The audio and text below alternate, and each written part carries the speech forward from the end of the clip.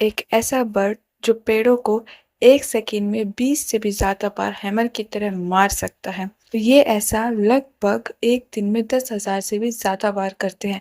फिर भी इनकी बॉडी को कोई डैमेज नहीं होता है। इसका सारा श्रेय इनके यूनिक से फिजिकल स्ट्रक्चर को जाता है। आज हम जानेंगे नेचर कारपेंटर कहे जाने वाले इस यूनिक से बर्ड के बारे में। So hello and welcome in the world of वुडपेकर्स।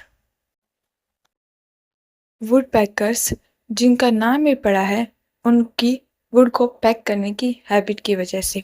इनकी दुनिया भर में 200 से भी ज़्यादा स्पीसीज पाई जाती है। ये लगभग हर जगह पाए जाते हैं सिवाय सिवाय ऑस्ट्रेलिया, न्यूजीलैंड, मेडागास्कर और पोलार रीजन्स को छोड़कर। इनकी सबसे ज़्यादा स्पीसीज साउथ अमेरिका और साउथ ईस्ट एशिया में पाई जाती हैं। भारत में इनकी लगभग 30 से भी ज़्यादा स्पीसीज पाई जाती हैं।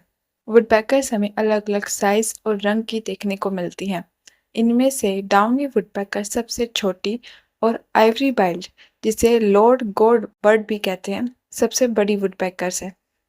वुडपेकर जब पेड़ों को अपनी चोंच से मारती है तो उनकी पैकिंग की वजह से टक टक की साउंड प्रोड्यूस होती है, जिसे ड्रमिंग कहा जाता है। ये अपनी इसी ड्रमिंग के थ्रू कम्युनिकेट करते हैं, अपने पार्टनर्स को ट्रैक करते हैं और तो और दूसरे वुडपेकर्स को अपनी टेरिटरी के बारे में बताते भी हैं। वुडपेकर्स एक ओमनिवोरस बर्ड होती है जो ज़्यादातर इंसेक्ट्स खाती है, लेकिन इसके अलावा वे फ्रूट्स और नट्स भी खाते हैं। वुडपेकर मेनली 3 रीजंस की वजह से पेड़ों में पैक करते हैं। पहला इंसेक्ट्स के लिए, दूसरा नेस्ट बनाने के लिए, तीसरा कम्युनिकेट या अपनी टेरिटरी बताने के लिए। पैकर कर पेड़ों के ट्रंक वाले हिस्से में पैकिंग करते हैं। ये ज़्यादातर ओल्ड और डेड ट्री को प्रेफर करते हैं क्योंकि उनमें इंसेक्ट्स ज़्यादा पाए जाते हैं। कर्स की सुनने की शक्ति बहुत स्ट्रांग होती है। ये पेड़ों के बाग के अंदर चल रहे इंसेक्ट्स की आवाज़ भी सुन लेते हैं और जैसे ही इन्हें किसी भी इंसेक्ट की आवाज़ आती है, ये वहाँ पर पैक करते हैं और अपनी लंबी सी जीभ की मदद से इंसेक्ट्स को पकड़ लेते हैं। वुडपेकर हमें लो डेंस फॉरेस्ट में देखने को मिलती हैं। इसके अलावा गीला वुडपेकर भी है जो कि हमें डेजर्ट एरिया में देखने को मिलती है और ये कैक्टस के पौधे में होल करती हैं और उसी में ही अपना नेस्ट भी बनाती हैं। इसके अलावा ग्राउंड वुडपेकर भी होती है जो ग्राउंड में ही हंटिंग करती है और उसी में ही अपना नेस्ट भी बनाती है। इन सब वुडपेकर्स के अलावा हमें माइग्रेटिंग वुडपेकर्स भी देखने को मिलती हैं जो विंटर के सीजन में माइग्रेट करती हैं और बहुत सी वुडपेकर्स तो अपना खाना स्टोर करके भी रखती है। इसमें इनका सबसे बड़ा एग्जाम्पल एकोन वुडपेकर्स होती हैं जो कि एकोन नट्स को पेड़ों में सेव करके रखती हैं। ये एक पेड़ में लगभग हजारों से भी ज़्यादा छोटे छोटे होल्स करती है और उसमें एकोन नट्स को स्टोर करके रखती हैं और इनकी इस यूनिक सी आर्ट को ग्रीनरी ट्री कहते हैं। वुडपेकर्स पेड़ों में ही होल करके अपने नेस्ट बनाती हैं। इनकी एंट्रेंस बहुत छोटी होती है लेकिन अंदर से नेस्ट काफ़ी बड़ा होता है। ऐसा ये अपने अंडों को और अपने आप को किसी भी तरीके के शिकारी से बचाने के लिए करते हैं और ये नेक्स्ट को अंदर से सॉफ्ट करने के लिए किसी भी तरीके के ग्रास स्ट्रिंग्स का इस्तेमाल नहीं करते हैं, बल्कि वुड चिप्स का इस्तेमाल करते हैं। इसके अलावा एक फीमेल 3 से 7 अंडे देती है। दोनों पेरेंट्स मिलके इंक्यूबेशन और बच्चों की केयर में हेल्प करते हैं। अब जानते हैं कि यूनिक से फिजिकल स्ट्रक्चर के बारे में।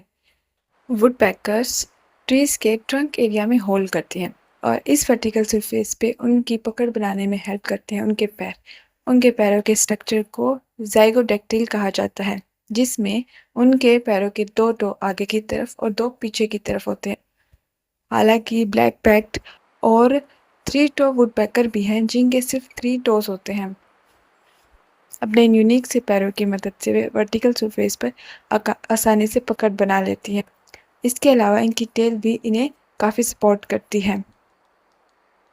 वुडपेकर की नेक की मसल्स भी काफ़ी स्ट्रॉन्ग होती हैं जो कि पैकिंग के वक्त होने वाले इम्पैक्ट को सहन कर लेती हैं। इनके ब्रेन का साइज छोटा होता है और ये अपनी स्कल में फिक्स्ड होता है, जिसकी वजह से इन्हें किसी भी तरीके की इंटरनल इंजरी नहीं हो सकती है।